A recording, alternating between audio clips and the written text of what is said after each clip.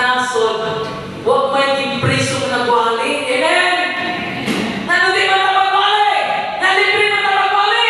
Kinanglang iwanan ka matugunan may panahon o wala.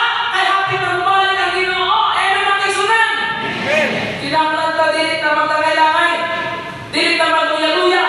Dilit trabaho ng pastor. Dilit trabaho ng stiman. Dilit trabaho ng sa elder. Dilit trabaho ni sa tanang mga miyembro sa Seventh-day Adventist Church. Bata ka magbatanon, puti mo na kinanglang kumawali, mitras buhi pakita. Amen? Honest siya makisulat. Ang gihimo ni Kristo Jesus, the good shepherd guides us, provides us, and protects us. Mo na gihimo sa Ginoo. Nami bautismo dito. Kaya kung bautismo dito, grabe yung binautismo ay dito. Kini mga Bible dito sa China. Ay, wala na dito yung Bible ka lang. At pinalindot-lindot pa, wala dito, wala na. Ang Bible, ginalaksi na kada page. Pag-laksi dito, basta memorize mo, gihatag sa iya, ha? O, gihatag sa iya, memorize mo niya, ibahatag na sa isa. Pag human, ang Bible. So, the Bible, kapit na lang. Wala yung ulong. Pulos na laksi. Pero nag-memorize na sa mga tao. Ay, ganun man, gusto nila, na hindi sila makita ang nagdala-dala Bible. Ay, ang Bible, di ada sa utok, i-memorize. Amen? Komunista, kusog kayo wali basa ang Biblia.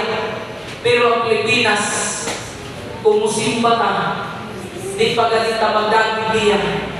Ay nga naman, buhat na naman sa cellphone ang Biblia.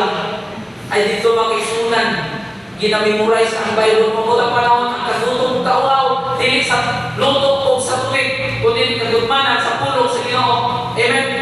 Mamulang panahon, ang panahon sa paglutos, busa atong mahimong man lang, magdaging Biblia, alam, isahang Biblia, ay mamulang panahon, kahit luston na nindire, di na takisod sa itong simbahan, patlakan ng simbahan, di na kasimba sa alam papahulay, o wala na po yung panahon sa pagbasa.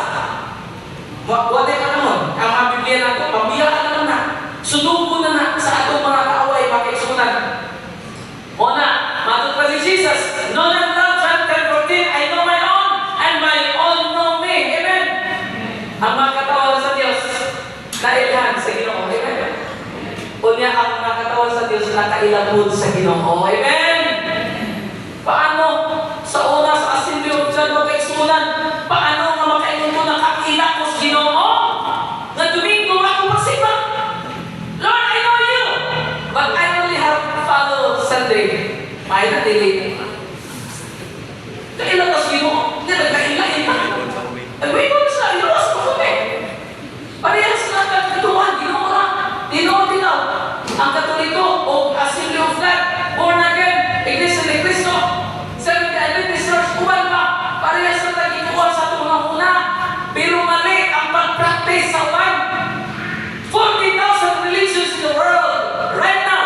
If you search on the Google, 40,000 religions in the world, but only one religion keeps the Sabbath holy faithfully. Amen? But tayo nyo makiksunan. Not all who proclaim, Lord, Lord, Matthew 7:21, 22, 23, and that is the Bible verses na nakaka-convince sa ako. Mateo City, 21, 22, 23, sa yunto. Dili ang na nagsamping ka na kung gino-gino, makasunod sa langit. Kung dili sa lang, katulang nagatuman sa kabubuton sa ako. Amahan, masaway kabubuton sa amahan.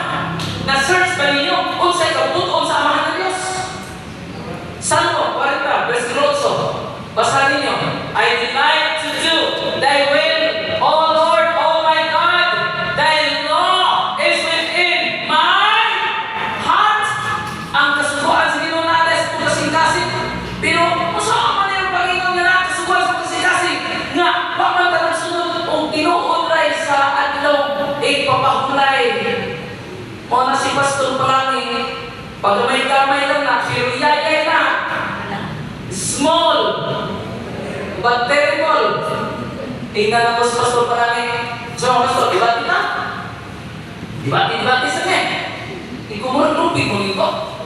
Awat na lang nagdibati. Ay, naminaw na ako. Ito pa, sige Pastor, sige pa. Kung alin ako. I think yun ko kapil ni Pastor Barangay. Bisa mo saan? Sabay po ako, sabay proof na ako sa study.